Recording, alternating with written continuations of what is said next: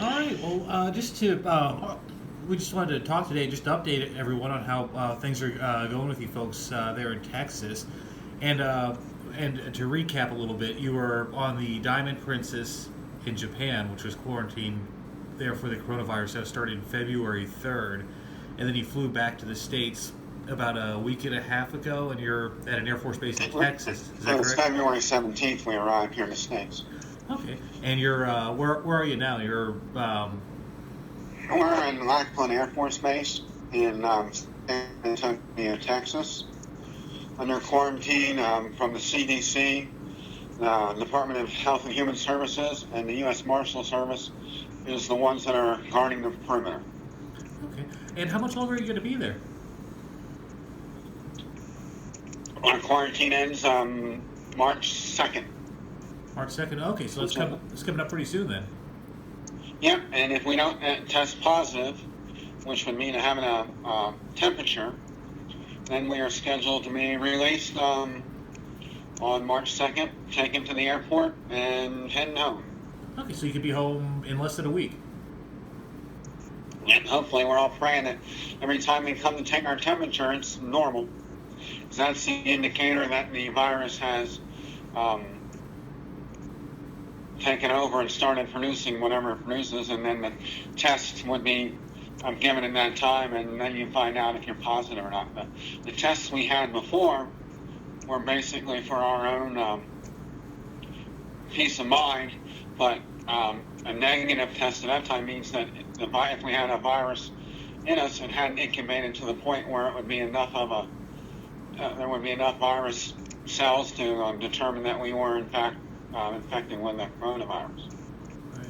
Now, the tests, they've been in the news a lot lately. You've probably seen that. Can you describe what they do? They take your temperature first, and then that'll be some sort of test after that. If there's a temperature that shows, is that how that works?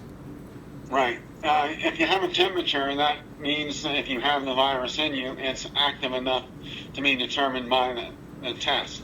At that time, they take a swab of your back of your nose and the back of your throat, and based on that, they culture it, determine if the coronavirus is what is causing your temperature, and if it is, then you go under another 14 days. Well, you go under a protocol of isolation until you have 2 consecutive negative tests.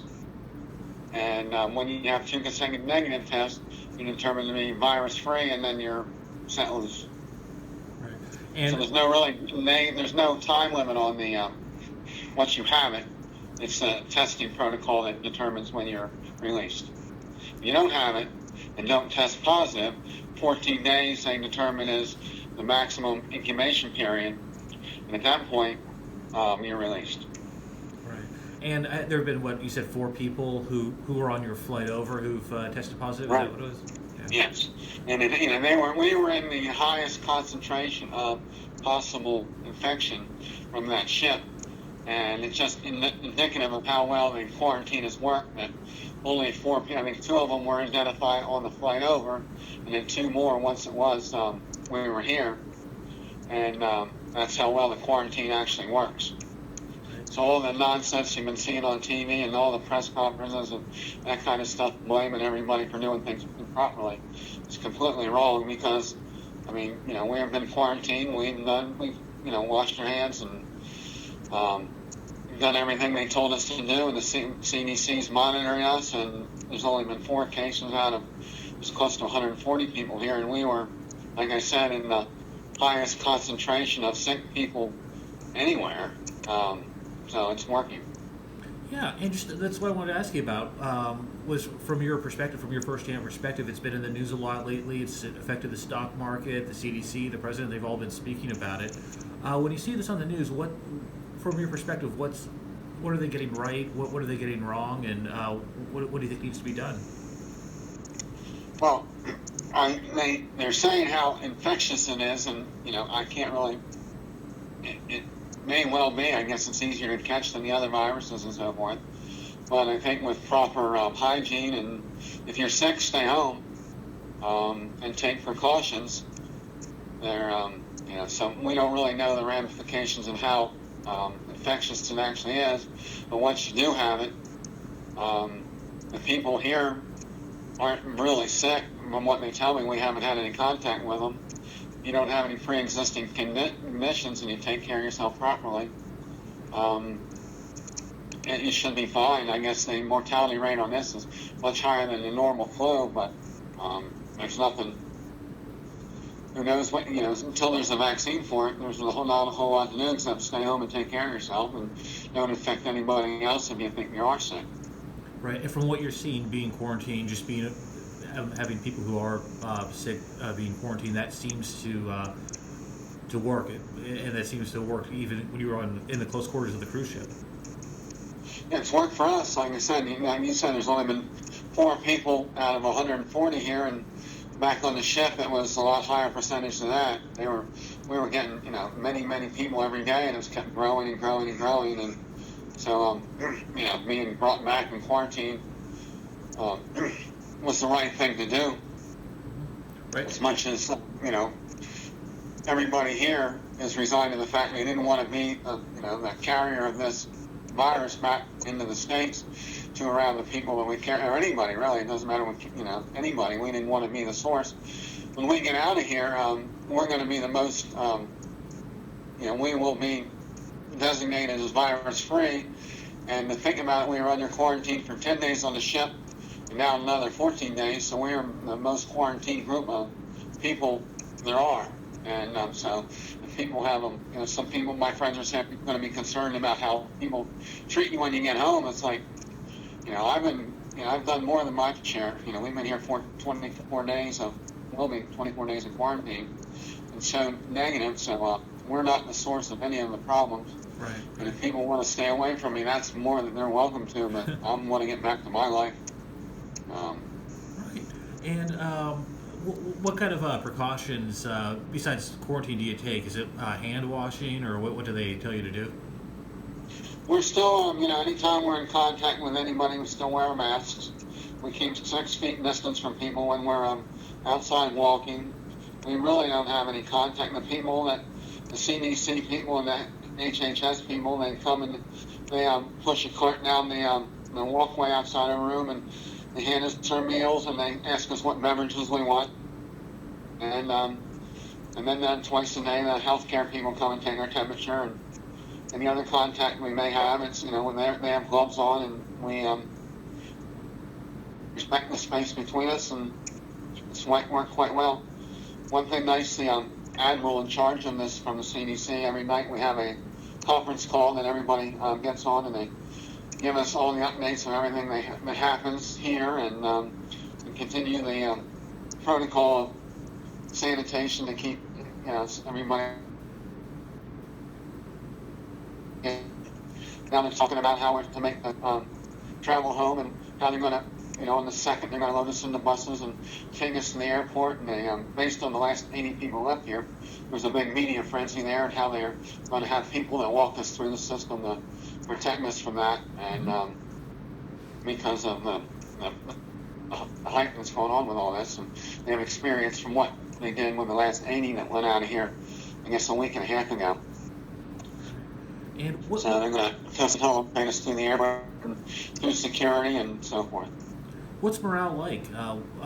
Is everybody, despite the circumstances, happy, or what are you feeling? Well, I don't really see many people. I walk around the compound and everybody has a mask on, but I think everybody sees the end is near, and the people we're in contact with over the phone, our friends that we had met on the ship, everybody's optimistic that we're getting out of here, but we're still, if you have a positive high temperature, then everybody's dreading. Don't want to talk about that, but that's the dark spot in the room that here they come again. But so we have 8 more temperatures to pass, and then we'll be free. Right. Wow. And then what do you are you excited then? What are you feeling that it's, assuming temperatures check out and everything, that going home's right around the corner? How do you feel? It's great. I want to get my life back. I want to get back to, just doing what I want to do. What's the first thing you're going to do when you get back to Dillsburg? It's going to be probably late at night. Turn the heat on in the house. It's cold. The electric bill's been really low the past few months. But, just look around, and we overlook a big agricultural area. Just look out the windows and see what I'm used to seeing, and enjoy being at home. Right. And what do you think is there anything that you've missed most about being home? Any kind of, well, you're in the States now, you have a lot of different foods, probably more options. Was there anything in particular that you find you're surprised that you missed being away for so long? Well, freedom to come and go as you please. Right. And I mean, these people have been providing us, 2 hot meals, well, hot breakfast and hot lunch and hot dinner, and it's way more food than we need. I just want to be able to, eat what I want and not, make choices and go to the store. I need a haircut. I want to get a haircut, and just living the way we have been, and without any interference or being under control of somebody else is not a really good situation. And it's been a few weeks since I asked you this, but are you still going to take Diamond Prince? Are you still going to take them up on the free cruise at some point? We're planning on it. We have one already booked for next winter. Right. We actually booked that one before we booked this one. And at this point, is there anything that you'd like people to know about your experience or about the coronavirus, or the things that you've seen that we haven't really addressed yet? I think I've pretty much covered everything. I can't let this affect the way you're living. But if you do have any symptoms of being ill, don't affect anybody else. All right. I stay home. With the work situation, people get a little cold or a sniffle. They say, I got to go to work and all this, and it's just not worth it. And I think the employers have to make a concession for the employees. And I know when I was in the working world, I didn't get any any sick time when I was on the road, so I sort of had a little more of an option on that. But that has to be taken into consideration. And people can't be selfish and say, well, I don't feel good, I don't care about anybody else. I mean, this is a real big issue, and it has big consequences. So I think that's the biggest issue, that we have to get the public to realize going to work sick or going out in public sick is just not something you do. Right. Yeah. They were talking about we could see disruptions in life, in the way of life. Is this one of them? Just making sure that if you're sick, you stay home.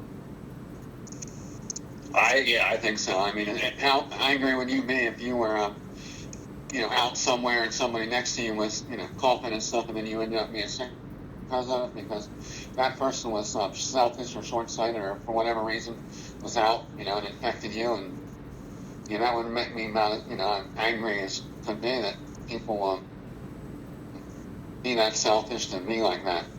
Right. Okay. All right. Well, I think that covers my questions for you at this point. We'll hopefully touch base again pretty soon, and hopefully you'll be home by this time next week. All right. Have a nice day. All right. You too. Thank you very much. Bye now.